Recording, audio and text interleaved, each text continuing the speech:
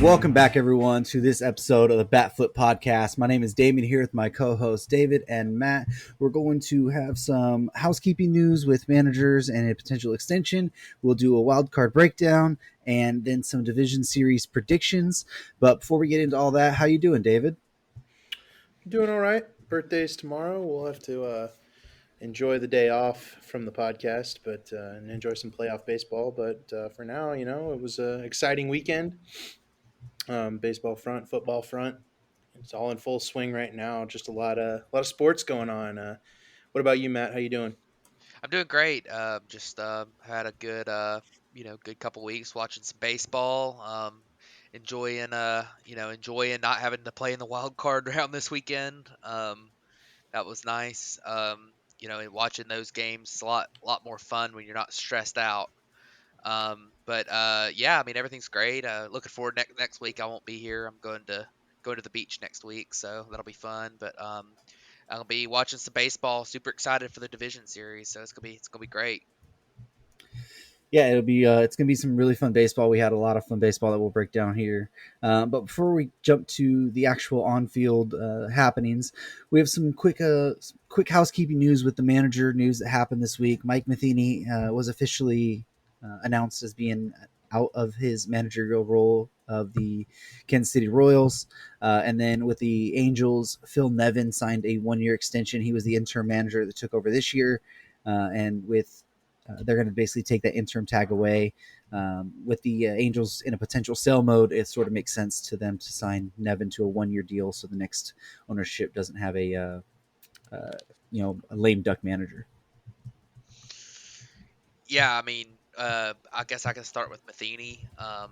Yikes, he was bad, and he was bad in St. Louis, and I was not surprised when the Royals added him because of the way the Royals are, but the Royals are probably going to start to change the way that they're thinking in their front office now a little bit, and Matheny doesn't fit into what they're going to do. So, not surprised at all about that one. So, Rob Thompson deserves that job in Philly. He just won a wild card yep. series for the Phillies, and I think they definitely started playing better once Girardi was kind of kicked out.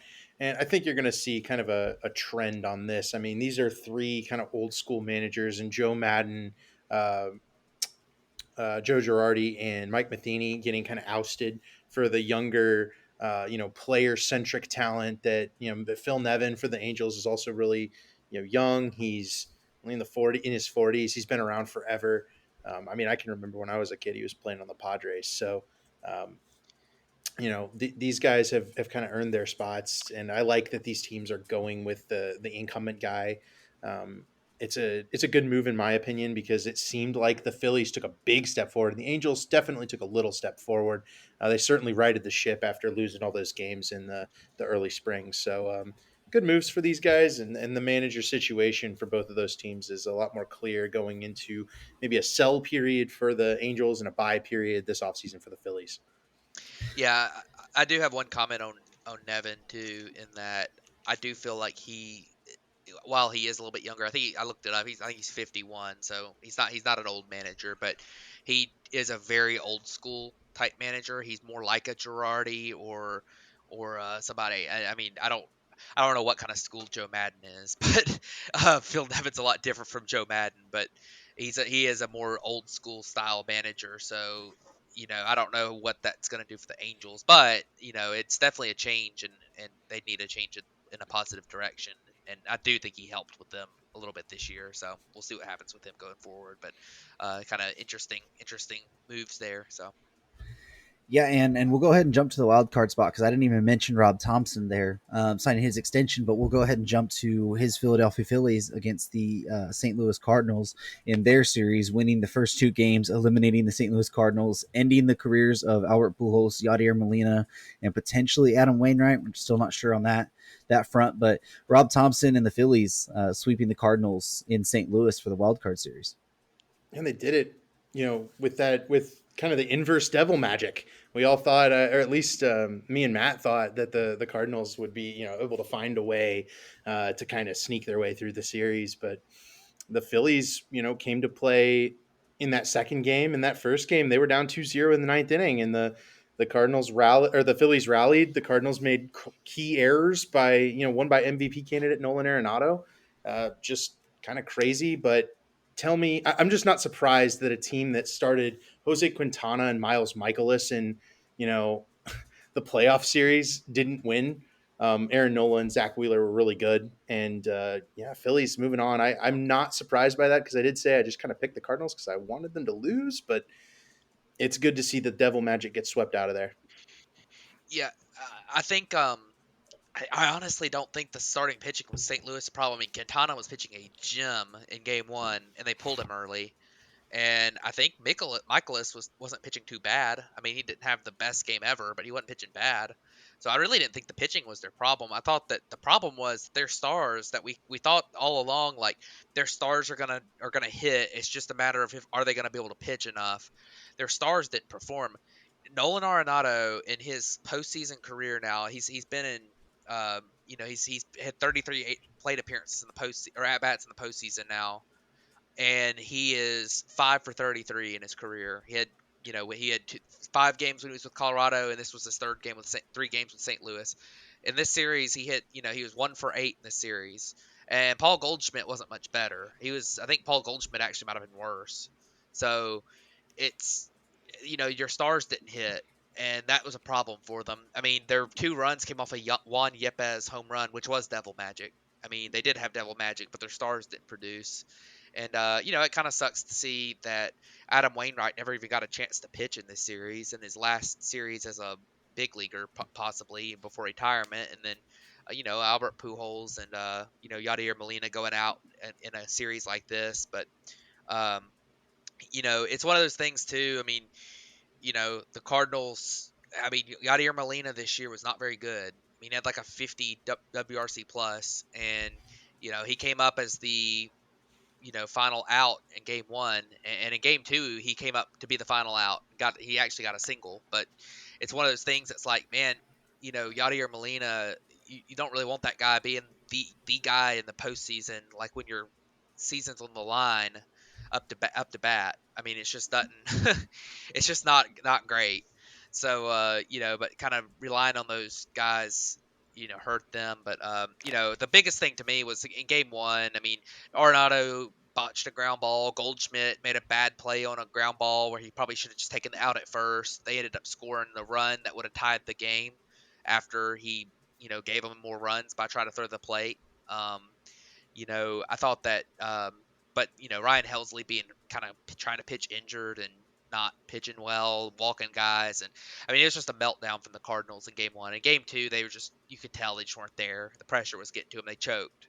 And the Phillies, I mean, this is their recipe was pitch Wheeler and Nola, and if they pitch really well, we'll find a way to score enough runs to win. And they did that games 1 and 2. So congrats to the Phillies. It's been a long time coming for them. So It's funny to me the dynamic here because Matt is a Braves fan, hates the Phillies. I'm a Cubs fan, hate the Cardinals, and so we both have a little bit of a different a perspective on this series because of that. But just I looked up Paul Goldschmidt's stats: 0 for 7 with a yeah, hit by pitch and 4 strikeouts. Just not enough there from the maybe the NL MVP. yeah, Yeah, and for me, it's like when I picked the Phillies, I just trusted the offense more, and that's sort of what it came down to is that they were able to find the way. The Cardinals were around the Stars, and you guys have mentioned the Stars really didn't produce, and they don't have enough depth around the rest of that lineup to really, pull themselves out of that. But moving on, I don't know which series that we're going to go to was more wild out of the next three. I guess we'll go ahead and start with the Rays and Guardians. In Game One, Jose Siri hits a go ahead homer, to give the Rays a 1-0 lead. Jose Ramirez hits a 2-run homer to end up was the game winning homer. They won 2-1 in the first game. Dominant pitching performances from Clanahan and Shane Bieber. And then in Game Two, that was a wild game. It ended up going 15 innings with 14 of them being scoreless, and Oscar Gonzalez hitting a walk-off homer against Corey Kluber of all people to send the Guardians onto the division series. yeah. This series, it didn't go. It went pretty similar to what I was kind of thinking. the Rays. I kind of expected it to go to a game three, but both games were so close. It very well could have. Both these teams really close. I mean, Cleveland's offense is just not gonna hit great pitching. They're just not quite talented enough. They have a couple good players that can do it, and that's what we saw. I mean, their star hit the home run in game one that won them the game. Game two, I mean, Oscar Gonzalez has been one of their better hitters all year. But we'll see. The pitching was the big deal here. I mean, game one, like I was praising Shane Bieber last week, and I mean, nobody's talking about that guy anymore. He had that fantastic short in 2020, and then he was injured part of the year last year. People were saying the sticky stuff was why he was doing so good, but he's come back this year and been the same guy. He's not throwing quite as hard as he was in 2020, but he's been just as effective. And I think that that's something that your people aren't really paying any attention to, and I guess because he's in Cleveland, or I don't know. But Shane Bieber is an excellent pitcher. McClanahan ended up being fully healthy. That's something I was kind of worried about coming in. And then, I mean, game two, it's kind of the same thing. You got Tristan McKenzie, who's had a great breakout year, and I mean, and the Cleveland bullpen has just been outstanding. And we knew the Rays were going to pitch well, but this was two teams that have struggled offensively and pitched really well all year, and it ended up being that way. And I was, it was very, very entertaining to watch some good pitching in this series. And man, 15 inning game. We haven't seen much of that this year with Manfred Ball being extra innings, but um, that was 1-0 in 15 innings. I don't think that's the first time that's ever happened. So hats off to the Guardians on being like insanely good at pitching in this series. Yeah, Yeah, and and one thing we didn't mention. oh, go Sorry, ahead, David. David. I just realized one thing we didn't mention is you mentioned the Manfred ball there in postseason. There's no ghost Yeah, runner yeah, at second exactly. base, Yeah, Yep. so that was all natural baseball from then. But go ahead, David. No, yeah, I was looking up a stat for this one because I'm the only one who picked the Rays, and I was kind of like, well, look, this series was really close, right? The Rays were a slightly better offense by WRC plus alone in this season. But the Cleveland team had a higher average. What I was looking at was the Guardians have a 129 isolated power this season. Isolated power is slugging minus batting average, just how many of your hits are extra base hits, basically. And as a team, Cleveland was 28th in isolated power. I would not have expected this series to result only in runs via Cleveland home runs on their offensive side, right? I, this is the kind of series I would have expected them to lose. Was they only hit 2 home runs? That's all the runs they get. But the pitching was so good. The bullpen was great, and Cleveland's bullpen is one of the best bullpens in the country. I think the rest of the way, you've got guys like Eli Morgan, James Karinchak. I mean, they were number 4 by WAR this year. Emmanuel Clase, Trevor Stephan, a lot of really talented arms, hard throwers, guys who are going to get those ground balls. You know, I'm not surprised that they shut the Rays down. I just would have thought the Rays, kind of were going to counter shut down the Indians or Guardians a little more. Didn't happen, man. The pitching for the Guardians was absolutely electric, and now they've got to go and shut down the Yankees. So it's going to be a lot tougher for the Rays. Their model just doesn't seem to be resulting in playoff success. They made the one World Series, but it's really tough to constantly have to turn over your team year after year and rely on unproven players.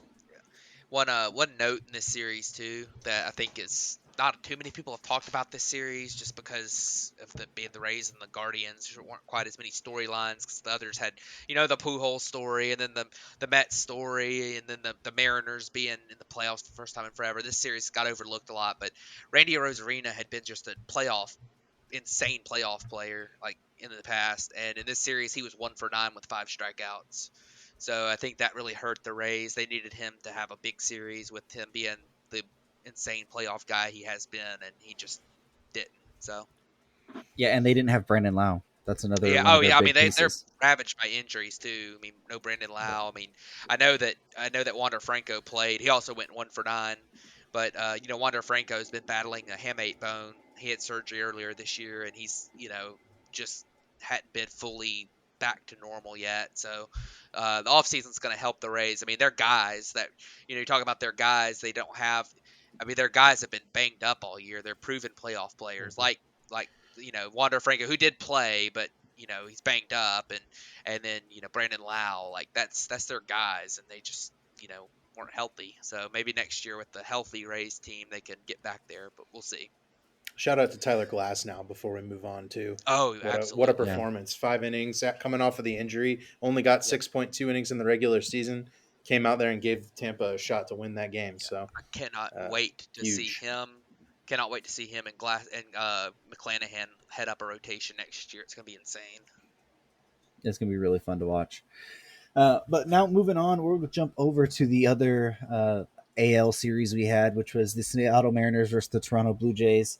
Game one, Mariners jump on Alek Manoah for 3 runs in the first.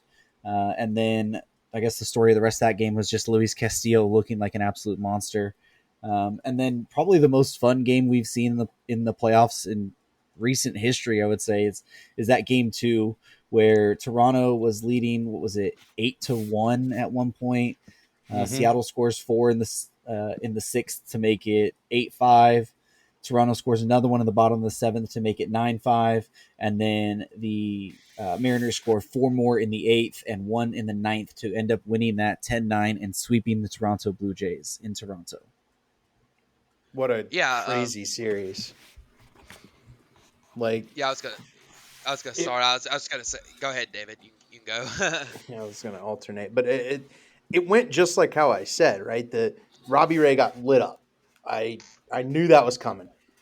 But the Blue Jays bullpen absolutely blowing it, and with the collision in center field in that second game, just everything broke so poorly for the Blue Jays and so well for the Mariners. Man, that second game was one of those we'll look back on in years and be like, remember that comeback, the 8-1 comeback. The way you look back at the 2004 Red Sox coming back, the 2016 Cubs, bunch of those. This is one of those comebacks where that team was down and out, going to have to play game three, you know, and man, the Mariners, dude, they finally make it to the postseason and they win a series, and of course now they get to face the Astros. So not the best, but huge performance from Luis Castillo. J.P. Crawford had the big hit. Cal Raleigh was amazing again. Guy has absolutely turned it on here lately. Mariners, it's going to be tough to pick against them, even though it's the Astros, just because the Mariners feel like that team. You know what I mean? Yeah, and like I said, I mean that was kind of my call going into this series, was just that the Mariners were like, I felt like they were it. I just, for whatever reason, and I'm a big numbers guy. I mean, most of the time when I'm looking at baseball, I'm talking about numbers and using stats and everything, but just for whatever reason, it feels like the Mariners just, they have something about them this year that I don't know. At some point, they won't. I don't think they're going to be able to overcome it, but yeah, I will say that I think that um, when it comes to Toronto, I think that Alek Manoah was not the right guy to pitch in Game One. I felt like Hmm. Gossman has been the guy all year, and he's the guy that needed to set the tone. He's obviously, he had a 238 FIP on the season, had 6 wins above replacement. Like, I know he had a 335 ERA, but Manoah had been pretty lucky all year on balls in play. So I felt like Gossman was kind of the guy. He's been there. He pitched in the postseason a lot last year. Manoah's a young guy, and man, getting off to that start in Game One, pitching Manoah, he struggled in the first inning. He was a little too hyped up. Gave left some pitches over the plate, gave up the home run to Kyle Raleigh. It just felt like that was not the right guy to throw.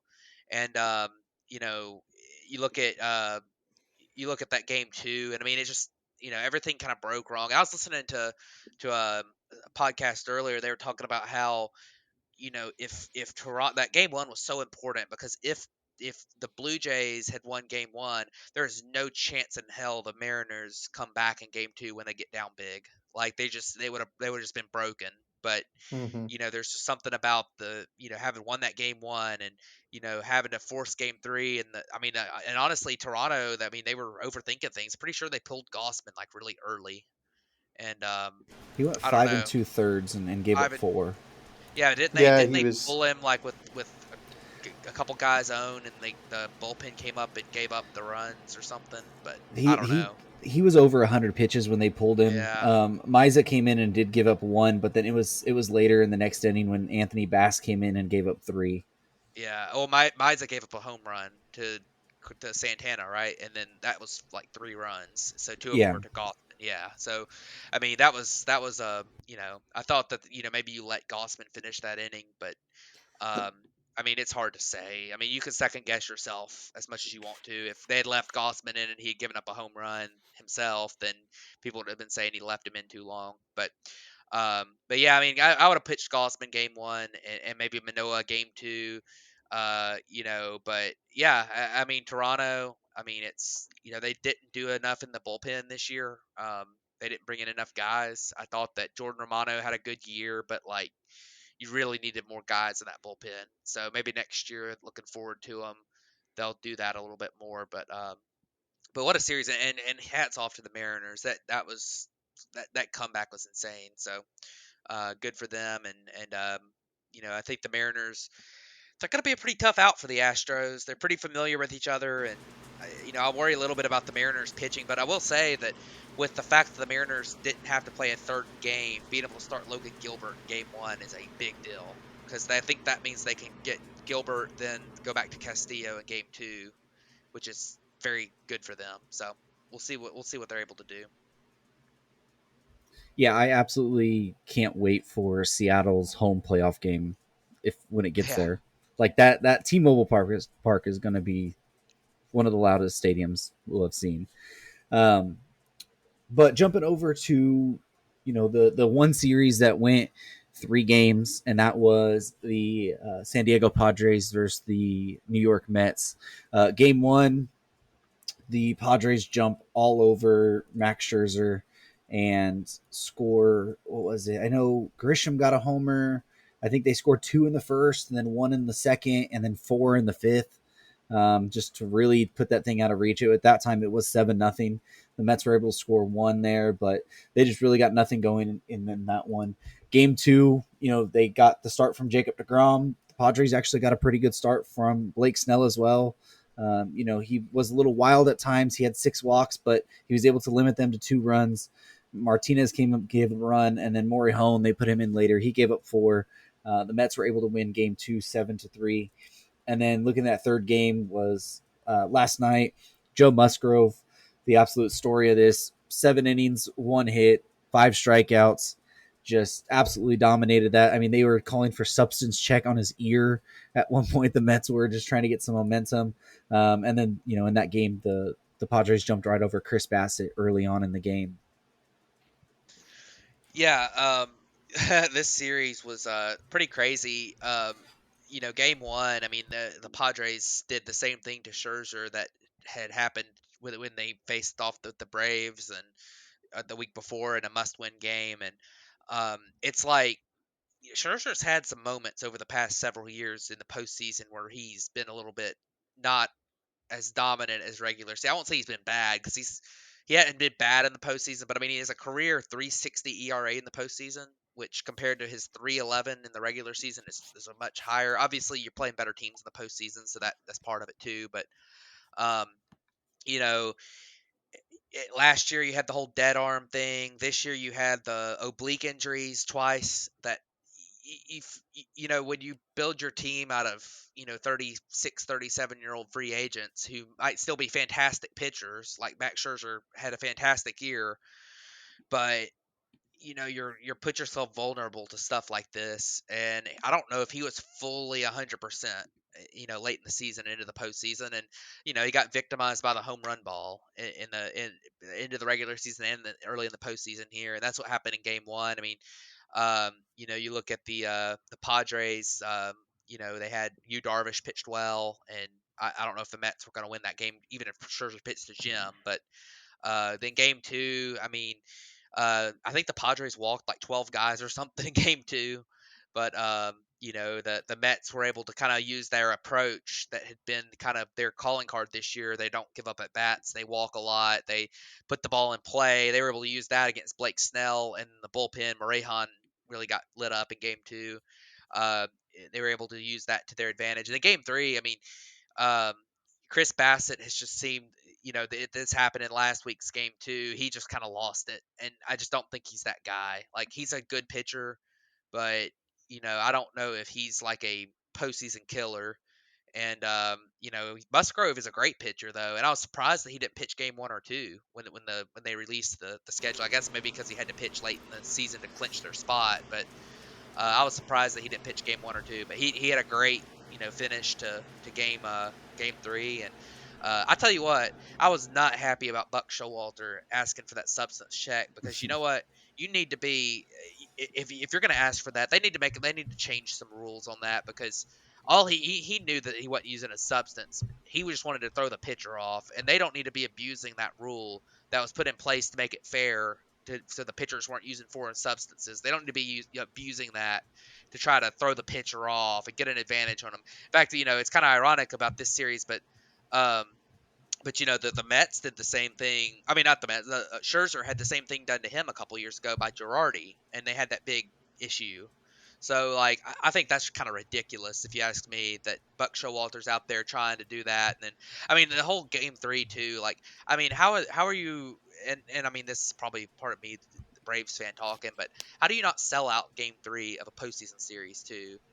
Like, they didn't sell out an elimination game in the postseason on a Sunday. Like, I don't know. That was surprising to me. But anyways, obviously for the Mets, you won 101 games. They had a good season, but the Padres, nobody's really given too much credit to the Padres. I want to give them a little bit of credit. They did great in this series. They had a plan. They came in and they hit one of the best pitchers in baseball in game 1. And they hit DeGrom too. They scored 2 runs off of him. I mean, that's pretty good for facing DeGrom. And then they came out in game 3 and just torched Bassett and the Mets, and ended the team's 100-win season. So good for the Padres, and it'll be interesting to see them move on. So just to wrap up on your couple little things there, the reason they didn't pitch Musgrove in game 2 is because they were hoping to save him for the first game of the next Gotcha. series. Since they had won game 1, if they had lost Yeah. game 1, Then they would have Musgrove thrown was going to go in Musgrove. Yeah. 2 Sure. for that one. And the whole thing, the substance check was, it was going around Twitter, so I'm sure Buck Showalter and them found out some way. There was a picture of Musgrove's ear that looked like it had some substance on it was floating around. So I'm sure somebody from the front office or somebody with the Mets organization saw that and then relayed that down there. That's why they specifically went out there and checked his Yeah. ear, is because there was a photo that they showed, that like the broadcast showed, of his ear being extremely shiny. So, I mean, part of it was probably still to throw him off, but there was some reason of it. It wasn't just that he was Yeah. just doing that at that point. There was a little bit of evidence, at least, to say that they should check for that. But go ahead, David, to talk on the series. The other thing I saw was that Andrew McCutcheon said it was a thing called red hot, kind of like an icy hot type substance that isn't sticky or anything, but it burns your ears and gives you a little like extra adrenaline because it's bugging you, and it gives it kind of it activates your brain, keeps you focused. The old But Jake Peavy method. yeah, like so, I don't know. It's like It's smelling salts. yeah, like I think Musgrove is probably the type of guy to use something like that too. He's very hot headed, kind of a aggressive guy. One of those what do you call him? Like a Scherzer maniac on the mound is Musgrove, and it's good to see him and Yu Darvish really excelling in this series. Those two guys are really awesome pitchers and well deserving of the titles that they're getting, the accolades they're going to be getting the rest of this season, and the contracts they're on. But uh, man, I tell you what, I told you about the Mets, man. Steve Cohen bought this team, spent a lot of money in the offseason. They were the offseason winners, all that. They spent all on Starling Marte, who didn't play in the series. He Mark did. Canna. He did. Oh, he did. He was Yeah, back. Yeah, yeah. Marte was Marte brought back. played. Wow. He was their best And hitter, I think.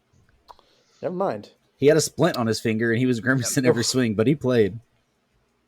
Alrighty then. Well, Kim Marte was great this year too, for what it's worth. But you get into the offseason, they win the offseason, right? And they sign Scherzer and all this, and then they comes the trade deadline and they're in a battle. They're a couple games up, 5-6 games up, but that's dropped from June.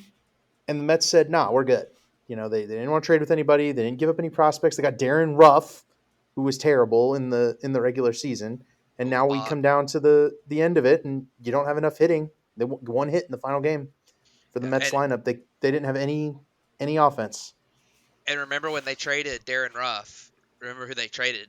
They traded a big leaguer for him, and J.D. Yeah, Davis. And I'm and pretty sure he went J.D. nuts. Davis, yeah, like, and I'd said at the time, I was like, why are you doing this? You're just trading Darren Ruff for another Darren Ruff, like, or you're trading Right. J.D. Davis for another J.D. Davis. And I mean, J.D. Davis, when he was with the Mets this year, was good at the plate. He had a above average hitter, and then I mean, he wasn't great, but he had a 102 Yeah. WRC plus with the Mets, and then with the Giants, he had a 142. Of course, it was BABIP aided, but still, I mean, he's every bit as good as a player as Darren Ruff is. I mean, and that's not a slide on Darren Ruff. I mean, I think they're both perfectly fine DH type players, but like, I never understood that trade, and it seems like it kind of bit them too. But yeah, I mean, I agree with you, and I will say one thing about the Mets, and I'm a Braves fan, and I will say one thing: the Mets won 101 games. I mean, let's not act like they weren't like a top three team in the NL. And I mean, you play a 3-game series after winning 101 games.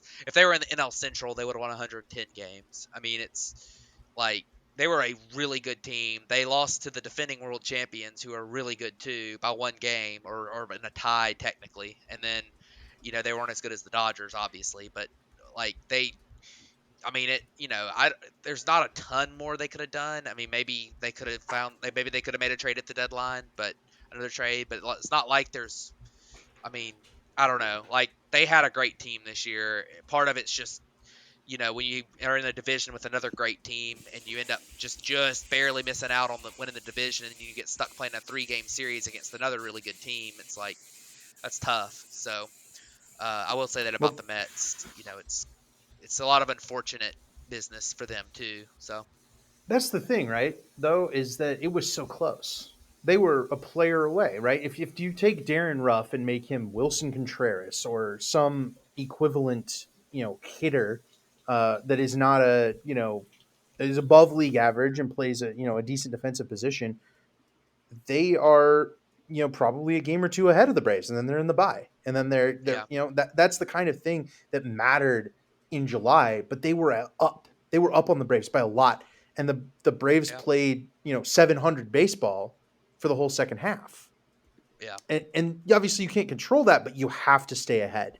You have to be aggressive when you have the opportunity, and this Mets team was probably the best Mets team of this little window that they're going to have, no right? I doubt. mean, Degrom's a free agent this year. Edwin Um, Diaz, yeah, Demo. Diaz is Brandon a free agent this Nimmo, year. um, So Trevor how May's much a free longer? agent, even though he had a rough year. He had about a lot of injury, but How yeah, much long? And they've got Francisco Alvarez coming up, who looks like a pretty competent guy at age 20, who can probably lock down catcher for him. But man, it just feels like a missed opportunity for the Mets, especially when you win 100 games. And that's my thing. It's that I think the Mets were complacent in the middle of the season, and it cost them here in October, where we're seeing things that happened in June and July come back to bite them. And it's like what Pete Alonso said. I mean, they got swept by the Cubs like 2 weeks before the season yeah, ended, and that allowed the Braves to pass them. And then they yeah. lost all three of the Braves, or two of three to the Braves, and They lost all there it three. is. All Yeah, they had to do was win 1 game, yep. and they got swept. And they had Scherzer and Degrom on the mound in 2 of them. Yeah, just Yeah. the Mets had their opportunities. Not to take anything away from the Padres, but it feels like the Mets gave this up on all the fronts. Um, just to mention, Manny Machado MVP level season continues on in the postseason. Hope he does great. Yeah, Cronenworth's good. it Ha-Seong is Kim worth. was really good this year. I was Padres gonna are going say to be fun. it's You know, worth we're still noting going to on. talk about them.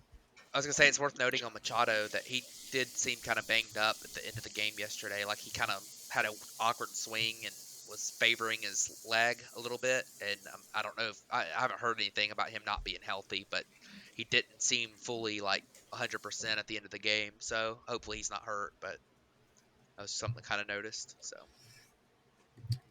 Yeah, I mean, we'll see how he responds on Tuesday. But let's go ahead and jump over to the division series that we're going to have starting tomorrow. Going to have 4 games, but we'll go ahead and start with the Phillies and the Braves series. And I know Matt where you're going on this one, so give us a little breakdown and then your prediction.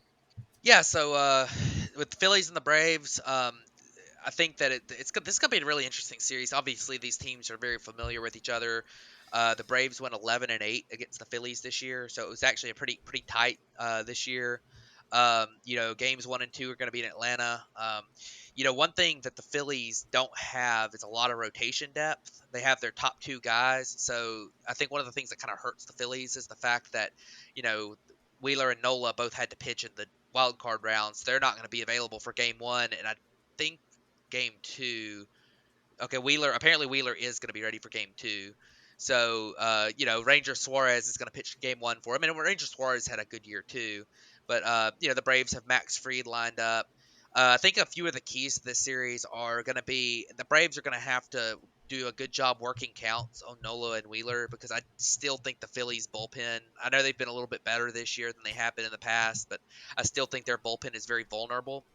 And and then for the Braves to be able to and for the bullpen, the Braves bullpen to kind of shut them down and do the same thing they did last year, but in the postseason. But yeah, I mean, you look at the matchups, and the Phillies really need to take game 1 or 2 in Atlanta because I think you're kind of if you're the Phillies, you're banking on Nola and Wheeler winning their games. If you're going to win the series, you have to have Wheeler and Nola win their games and then try to find a way to win one other game.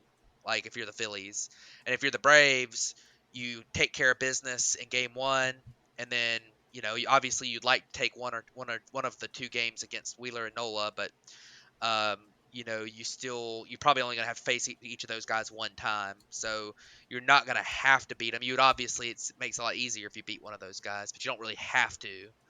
Um, but I think one other thing too, and we'll talk about this guy a little bit more. But Spencer Strider, he's been out for the last couple weeks of the regular season with I think it's a lat strain, slight. It wasn't a real bad injury, but he sounds like he's gonna pitch, but we don't know how much.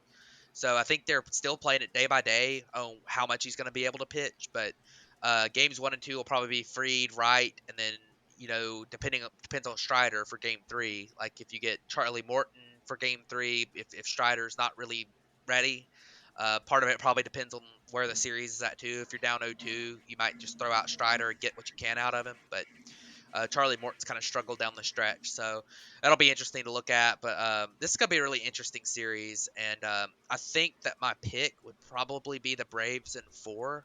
I think that the Braves win Game 1, and then they split when Nola and Wheeler face the Braves. I think they'll split. The Braves will split those 2 games, and then the Braves will win a Game 4. So I think that's going to be my pick there. But I would not be shocked if the Phillies come in and are able to win this series because the Phillies do have a really good lineup. And there's a scenario where if Strider doesn't pitch, the Braves run out Charlie Morton, who's struggled down the stretch, and then have like a bullpen game in game 4. And all the Phillies really need to do is win their top 2 guys starts, and then pick off a bullpen game or something. So I could see a scenario where the Phillies win for sure. This is gonna be a lot tighter series than people really are probably gonna expect it to be. So, but I am gonna take the Braves in this one. I'll also mention that Spencer Strider just picked up Yep. a 6-year, $75 million extension from the Braves, which is going to just pay him through his arbitration years. Basically, It buys out. It's got a club option, and it buys out a free agent year with the 6 years, and then the club option is a 7th year. So there you go. buys out 2 free agent years. Yeah, which is good. I think that's a ideal for a young player to get locked up, especially one with a volatile pitching, repertoire. And Spencer Strider throws 100 miles an hour. You take the guaranteed money now. I mean, he's been pitching lights out this season. I wager he'll get used like a pitching weapon. Like kind of the way the Braves were using their guys last year. The 3 inning. Uh, you know, one time through the order, and then they try to use him more than once in the series. would be my guess, where they kind of try to keep the pitches down but use him a good bit anyway. Uh, and if that's the case, I think the Braves won't have too much trouble with the Phillies. But the difference maker is going to be whether or not I think Bryce Harper and Kyle Schwarber can get some home runs off of that Braves starting pitching. If the Bryce Harper put the Phillies out ahead in that St. Louis game and it put all the pressure on St. Louis, those two are going to have to catalyze the Phillies offense. No better guys to do it than those two. But in a increasingly home run centric offensive postseason set of baseball games, Bryce Harper and Kyle Schwarber are going to be the key factors, I think, for Philadelphia. Whereas the Braves' whole entire offense can kind of hit those home runs. They haven't really had one guy um, being the power bat, as it were. They've just had a bunch of Austin Riley, Dansby Swanson, Matt Olson. They're all very capable of hitting home runs at any point. Philly lineup kind of runs through those two big lefties. So I'm looking for those two. If they don't get going, this is going to be a quick series. If they get off and start hitting some home runs, I think the Phillies are going to hang around. My pick's probably going to be the Braves. Just I think they're a better team. They're going to play better defense. Dansby Swanson's probably a Gold Glove shortstop. Michael Harris is a Gold Glove center fielder. They got Matt Olson might be a Gold Glove first baseman if not for the existence of the former Brave that he replaced. It's just a better team, I think. But in 5 games, anything can happen. We saw that with the Padres beating the Mets. So don't count the Phillies out. They're gonna have to get big offense. Yeah, It's one what's gonna have to happen. one other note in the series that I was, we're talking about the pitching and stuff. I mean, you look at the bullpens. I mean, the Braves have three Mm-hmm. closers. Raisel Right. Iglesias, since the trade in July, has given up 2 runs as a Brave in like Mm. 30 innings. I mean, they've Wow. Jansen, who's back on his horse. Mentor's been fantastic this year, and then you got. I mean, the Phillies were closing out games in the wild card with Zach Eflin. So I mean, just kind of throw into perspective. I know the Phillies have a couple other guys too, David Robertson and you know Alvarado and stuff. But I'm just just kind of put in perspective the difference in the bullpens here. I think that's gonna be a big deal. So because in postseason baseball, it's a lot of it's become about the bullpens now. So Yeah, and that's the clear advantage Atlanta has is the consistency in the bullpen, the ability to throw out, Colin McHugh, AJ Minter, Iglesias, Jansen. I mean, and that's just the first four you can name right there. Where Alvarado for the Phillies has been hit or miss. Knable for them has been hit or miss. Robinson has been pretty solid, but you just never know. If he's going to be hit or miss there. And overall, Atlanta is just a much better offensive team. I mean, I like Bryce Harper and I like Kyle Schwarber, Nick Castellanos, but Atlanta you got Michael Harris, Acuna, Olson, Dansby, Austin Riley. They're just so balanced through that entire lineup. Any one of those can impact and win you a game right away, pretty much. And I'm also going to go with Atlanta here. I think it's going to be the first time we've all agreed on one pick. But Yep. the Phillies are a good team. They are. I picked them to beat the Cardinals. I I like them in this series. I think it's going to go to a 4 or 5 game series, but I just think Atlanta is too strong top to bottom at the end of the day through the rotation, through the bullpen, and through the lineup. I just think overall they're a better team. So I'm going to pick the Braves as well. But moving on to our second series that we're going to have, it's going to be the Seattle Mariners versus the Houston Astros. Another battle of division foes, this time on the American League side. So, David, why don't you go ahead and start with this one and give us your prediction? Yeah, we kind of mentioned the Mariners feel like a team of destiny, don't they? I mean, getting into the postseason on a walk-off home run for the first time since 2001, and you look at that postseason in 2001, they won 116 regular season games and then end up losing. So I'm looking for a bit of destiny. I think you got Logan Gilbert. You're going to see Robbie Ray again. You're going to see Luis Castillo again. Um, you're probably going to see Marco Gonzalez in this series. I wonder if they won't try to get George Kirby back into the rotation or back into a multi-inning role. He closed out game 2, and he was very, very, very good. So my kind of question for the Mariners is going to be who's that third guy behind Castillo, behind Gilbert.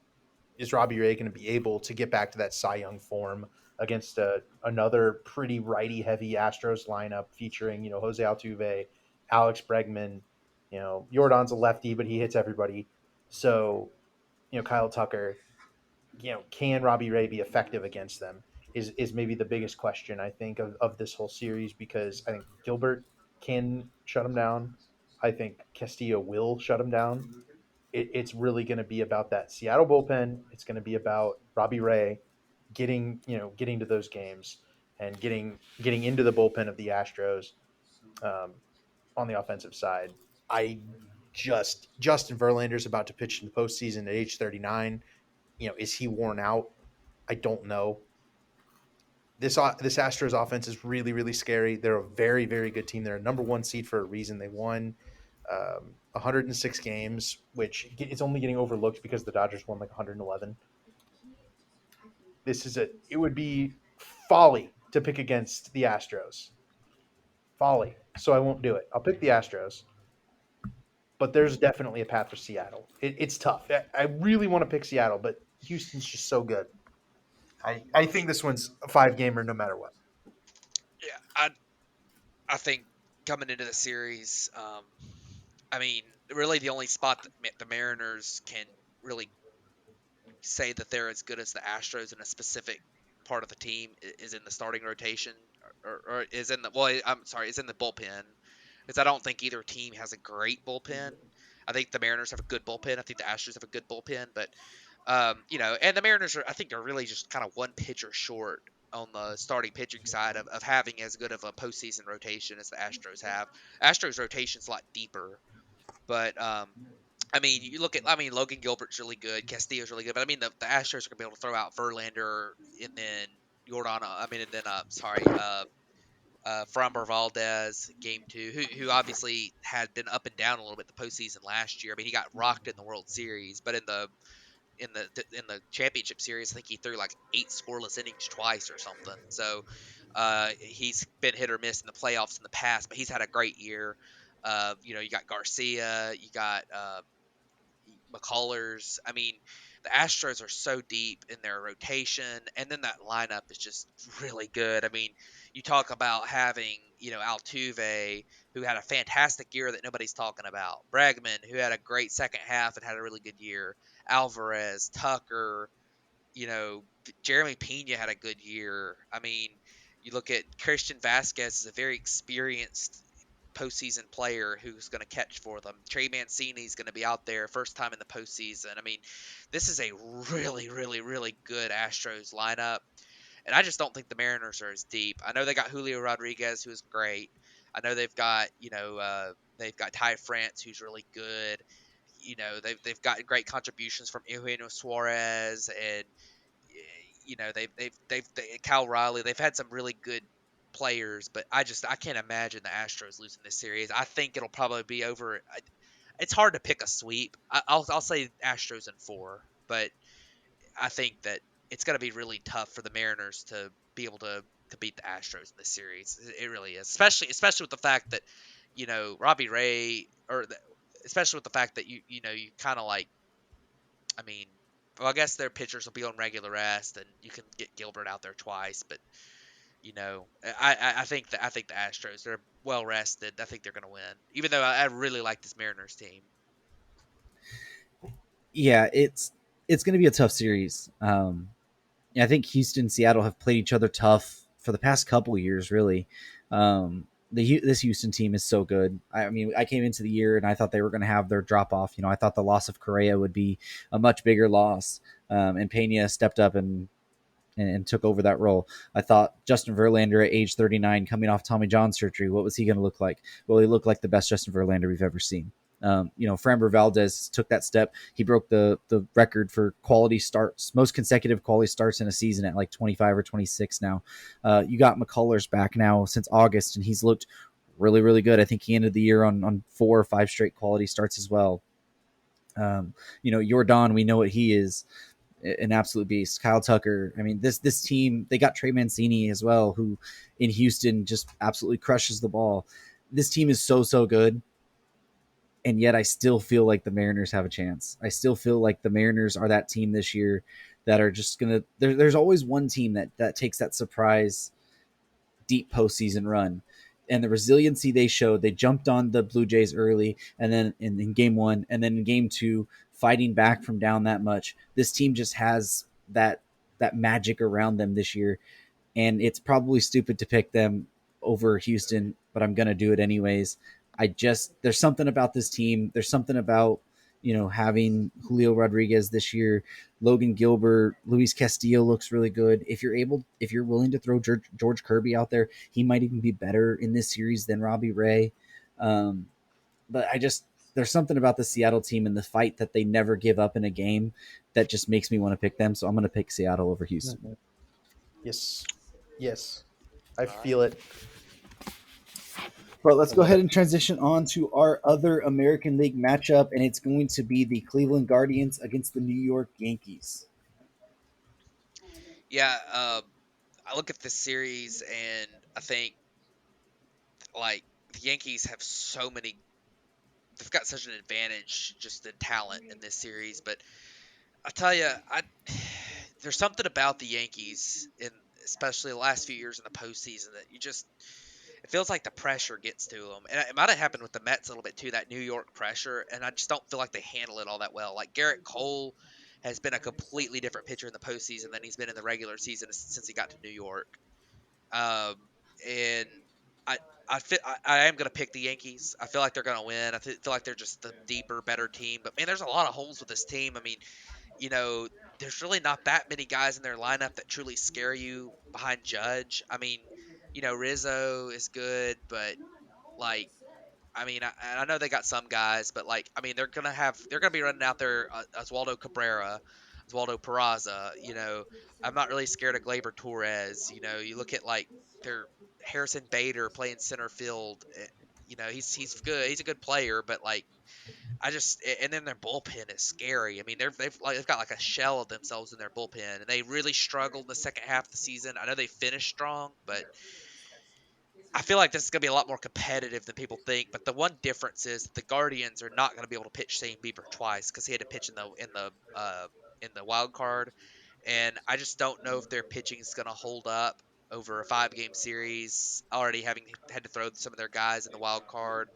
Um, Cal Quantrill starting game one. He had a good year. He had a 3.38 ERA. I just don't know about him against the Yankees at Yankee Stadium in a postseason game. So I think I'm gonna pick the Yankees, but I think this series actually goes 4 or 5 games. I think it's gonna be a lot more competitive than people might think. So, but I am gonna pick the Yankees. Well, you forgot about the Yankees getting their best player back from injury and Matt Carpenter, who Well, out WRC plus Aaron Judge this year. In limited time, obviously, but I just the Yankees lineup is you kind of talked it down, but Harrison Bader's a really good defensive center fielder, and he's going to be replacing Aaron Hicks, who is kind of dropped drastically in his effect in center field. You've got great defense at shortstop in Kiner Falefa. You're going to have good defense in left in Benintendi, right? You're going to have good defense at first in Rizzo. DJ LeMahieu's on the infield. He's always a good defensive player. And you've got Jose Trevino, who ended up being the number two Yankees player in WAR behind Aaron Judge because of his defensive prowess at catcher. I like the Yankees to play good fundamental defense in this game in this series because the Cleveland offense is not home run happy. It hits a lot of ground balls. They do a lot of little base running tactics. Going to have Jose Trevino keeping those guys off base. You're going to have Garrett Cole is a home run prone type of pitcher, but this lineup is not the type of lineup that can really hurt him. This is the kind of lineup that Garrett Cole can mow through. Um, I like the Yankees in this series because of the defense, which is weird to say because you'd think with the lineup that there's a lot of firepower, as Judge with 62 homers, you'd say, oh, it's the offense that's going to carry the Yankees. I think it's the defense that carries the Yankees in this series, which it needs to. I think their pitching is actually probably overall a little bit worse than the Guardians, but Bieber won't be able to start twice. Cole will be able to start twice. I got the Yankees in this one. If I was going to pick a sweep, I think it'd be this one. It's going to be tough on the Guardians because their lineup is so slap happy. Miles Straw is not the kind of guy who's going to get eaten up by a Harrison Bader in the outfield, where he can't get those little pop flies to fall in, and where he can kind of be a terror on the base paths. And it's like him up and down that lineup, with the exception of Jose Ramirez. So give me the Yankees in this one. I think it's their defense that carries them instead of maybe the offense. So as far as this series is concerned, looking at it, you come in and you say the Yankees are the team to the clear team to pick here. And then if you look into it a little bit more, I think you could talk yourself into the Guardians. We've seen the team. Garrett Cole, right? He's shown the ability to get hit in the postseason, to get hit in Yankee Stadium. Even when Garrett Cole's not mowing through people, he tends to to give up mistakes, and he tends to try and battle too hard and try and prove himself too much, and he gets hit that way. This Guardians team I feel like it's a bad matchup for him because they have a lot of people who don't strike out a lot. I mean, you got Stephen Kwan, Miles Straw, Jose Ramirez. Those are all guys who will fight pitches off, who will make you pitch deep into every at bat, get your pitch count up high. And I think the real problem here is the Yankees bullpen. They have so many injuries in there, and now we're having drama with the Roldis Chapman. Going to be he's not even with the team. His Yankees career is over because he didn't show up to a workout, and because they weren't going to guarantee him a spot on the postseason roster. They weren't sure yet, so he just said, "I'm not coming." And you're losing that guy. You've already lost Britton. You've have a lot of other injuries down there as well in that bullpen. I just as good as the Cleveland bullpen and starting pitching is, I feel like the starting pitching can compete with New York, and I feel like the bullpen is a lot better, that they might be able to keep New York at bay. I feel like it might be a low-scoring series here, and in those games, I just feel like Cleveland has the advantage, and I'm going to go Cleveland over the Yankees here. I'm There's just something about I trust the bullpen enough with Cleveland and the pitching staff in general to give them a little bit of that edge over the Yankees. They're going to need Aaron Judge and Giancarlo Stanton to have big series here, um, and that's really what it's going to come down to. But I'm going to go Cleveland over the Yankees. But let's transition over to our last series we have, and it's another divisional matchup. Three of the four series we have in the division series are divisional games. It's going to be the San Diego Padres against the Los Angeles Dodgers. Yeah, when it comes to this one, I think that what the Dodgers are like 13-5 against the Padres this year or something. 14 and 5. Yeah. 14-5. Yeah, so obviously the Dodgers have dominated the Padres this year, and I think that this series would be a lot closer, except that the Padres just had to throw their three guys. And honestly, games 1 and 2 for the Padres are going to be really, really tough because they're kind of taxed from the weekend. And I guess Darvish will probably be able to start game 2. I don't think they've Yeah, announced they have. they have announced It's Darvish in game 2. Yeah, Because Clevenger's Urias, game 1. yeah, I was gonna say like Clevenger versus Urias. I mean, anything can happen in baseball, especially in one game. But I mean, if the Dodgers are going to win game 1 against Clevenger with Urias. I mean, Clevenger hadn't been fully healthy this year. He hadn't had a great year in general, like a 4.33 ERA. The Dodgers have one of their top guys on the mound, Julio Urias. He's been great. The Dodgers lineup is incredible. You really have to have deep elite pitching to have a chance against the Dodgers. And I just don't think the Padres have that depth in their pitching. Like, one thing the Dodgers will do to you, and we've seen it for years, is they'll just run if they don't like the starter they're facing, they'll just run up his pitch count and get him out in the fifth inning. And really, the only chance you have against them is if you can run a really deep bullpen out there too. And I just don't think the Padres have that depth in their bullpen. They got a couple really good ones in their bullpen, but I just don't think they have the depth. So we'll see what happens. But I'd be shocked if the Dodgers don't win this series. And I mean, I think it'll be 4 games. That I think the Dodgers will have one game where one of their starters, because there are question marks with Kershaw because of his health in the past and his postseason history. And then you're probably going to end up having to throw Tyler Anderson and uh or in like a Gonsolin who's been hurt a lot late in the season. Like, I think one of the Dodgers starters will have a bad outing in a game, but I do think that the Dodgers will win the rest of the games. I just don't see a way that the Padres are able to, you know, beat the Dodgers in a 5 game series. It's gonna be tough. So, but we'll see what happens. You never know with these divisional matchups, and especially these rivalry games and rivalry matchups and stuff. You just never know. It's baseball, so it'll be an entertaining series to watch. There's a path for the Yeah. Padres. I think it comes from Manny Machado, uh, really being able to lead that offense, and those guys being able to hit around Tyler Anderson and then one of Kershaw or Urias, and then getting it to an injured Gonsolin and trying to, get through the bullpen. There's a path for the Padres for me, but Freddie Freeman had a 7 wins above replacement season this year. Mookie Betts and Trey Turner were right behind him in terms of wins above replacement. Will Smith was great again. I just they've got like Trace Thompson coming off the bench hitting a ton of home runs. Max Muncy's been good again. Justin Turner was good again. I just don't know that the Padres can shut down the Dodgers for long enough to outscore them. It's going to have to be high scoring, like 7, 8 runs by the Padres in order to even have a chance, I think. And getting 7 to 8 runs against the Dodgers 3 times in a span of, 5 games is it's going to be really difficult. That's the path. I could see it. The Padres offense is good, but it hasn't been reliable. And you need reliability to beat this Dodgers team because they are very reliable. They will score those 5 to 6 runs per game against you. You're going to have to find a way to scrape across runs. You're going to need those big home runs from some of those guys. I worry that the Padres are maybe the most exhausted team. They did play the 3 games, whereas everybody else played 2. This is an easy Dodgers pick for me. The path is there, but it seems the least likely of any of these 3 series is to be an upset. I've got Dodgers 3 games. They'll break down the Padres. They tend to do that every year anyway. So there's the path that you mentioned for San Diego. The path is survive game one, try and find a way, and then rely on your 3 people in Darvish, Snell, and Musgrove through the next 3.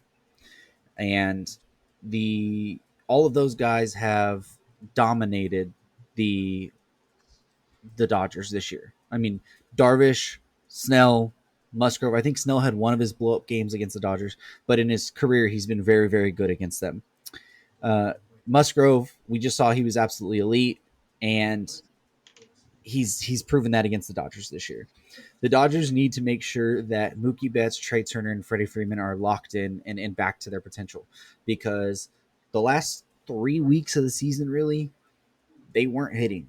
Those 3 guys really kind of went into a slump, especially Trey Turner and Freddie Freeman, or Trey Turner and Mookie Betts. Sorry, Freeman was pretty consistent there, but we they need to make sure those guys are locked in. You've seen Justin Turner, Max Muncy really rejuvenate themselves in the back half of the season. Over those last 3 weeks, Cody Bellinger really started to improve as well. He had a lot better at bats. He was driving the ball well. He plays really good defense in the outfield. The meta for the Philly, or for the Padres here, is going to be survive game one, figure out a way. The Dodgers have faced Clevenger 3 times this year. He's given up 4 runs, and 5 runs in 3 games. So they need to find a way to survive with Clevenger. If it's one time through the lineup and then go to the bullpen, that's what they're going to have to do. You're going to have to score off Julio Urias, who was the National League ERA leader this year. At home, he's even more untouchable. It's going to come down to which Juan Soto are you getting, which Josh Bell are you getting, because those 2 are going to be the key people there. We know Manny Machado will have an impact. We've seen Trent Grisham have good at bats against those guys. We've seen Ha-Sung Kim play really good against Kershaw and Urias. He's better against lefties. You need Bell and Soto to really come up big in this series if the Padres want the chance to win. But I just still, I mean, I know this is the Dodger fan in me. I just think the Dodgers are too deep. I mean, even the questions in the rotation behind Kershaw and Urias, you're going to go to Gonsolin or Anderson or maybe Dustin May with some piggyback with Andrew Heaney in there. But really, for that, it's going to be one time, maybe a start of a second time through the lineup, and then you're going to go to that bullpen, which everyone in that bullpen has been lights out this year. I mean, you're supposed to be getting Blake Trinan back now. You're going to have Evan Phillips, who's been one of the best relievers in baseball. Bruce Dark-Gratterall's come back and looked amazing. The bullpen is really, really deep here. I think much deeper than the San Diego bullpen. So it's going to come down to, can San Diego survive the first game and then get deep pitching performances from their other three guys and shut down this deep Dodgers offense? And then on the Padres offensive side, they need to see Juan Soto step up and be the Juan Soto that everyone knows, and they need the Josh Bell from the first half with the Washington Nationals. Because if they don't have those guys, if they have the Soto who struggled, if they have the Snell who blows up games, they have the Josh Bell who hit 236 with the Padres through his time there, they're not going to be able to succeed against this Dodgers team because they're just way too deep. Yep. Yeah, absolutely with you. Yep. So I guess it's obvious there. My predictions: the Dodgers over the Padres in that one. But that'll wrap it up for our division series predictions. So David, you went with Atlanta, Houston, Yankees, and LA. Matt, you went with Atlanta, Houston, Yankees, and LA. Matt and David with the exact same predictions Yeah, how about that? there. If I don't know if you saw David's predictions from the first round, Matt, I'm not sure that's the best thing you want to do there. But then I went with Atlanta, Seattle, Cleveland, and LA as well on that one. But before we wrap it up, I know we've gone really long here, but on this episode, it's kind of a milestone episode. We'll keep it a little short, but I just wanted to mention that this episode is episode 100 in the Batfoot podcast, I guess, history, if you want to say. It's a cool milestone, something that when I was first talking to this with David and Matt, I never thought I'd get to this point. It's gone a lot longer than I've expected. It's got a lot better than I expected it would ever be. And it's just a big milestone, at least from my eyes. And I thank everyone that supports us. And I just can't say enough about it. Here's to another 100 or how many ever episodes we're going to get to. Yeah, it's been a lot of fun. Just I can't believe I had no idea that we had been up to 100. But you think about it, and I mean, we started in 2020, right before the pandemic shortened season started. So we've just completed our third season of baseball, right, or at least regular season baseball, doing this, which is kind of crazy. I hadn't even realized, like, time flies, man. I had not realized that we'd been doing this that long. So it's been a lot of fun, and I'm happy to do it. I enjoy talking baseball, and I think enjoy talking baseball, especially with y'all, and it's a lot of fun to do, and it's appreciate everybody out there for the support. So And I know I'm new and I haven't been a part of all 100 episodes, but I am really proud of you guys, and I've already listened to you a number of times, and obviously that's what kind of drew me to wanting to participate as much as I can, and I appreciate being able to. Absolutely. Well, we'll wrap up this show. Get some division series baseball. Going to start tomorrow with 4 games. Then I think we have 2 more on Wednesday, and then through the weekend we'll have a bunch of games there. Some of them could be wrapped up. Again, I mean, games 4 and 5 are on Sunday, so it's going to be exciting. We should have a lot of the outcomes actually by the time we talk to you guys next week. Or actually, we should have all of the outcomes by the time we talk to you guys next week. So look for exciting times of the division series and enjoy the postseason baseball because it's going to be fun and electric. So thank you guys for tuning into this episode, and we'll talk to you guys next week. thanks.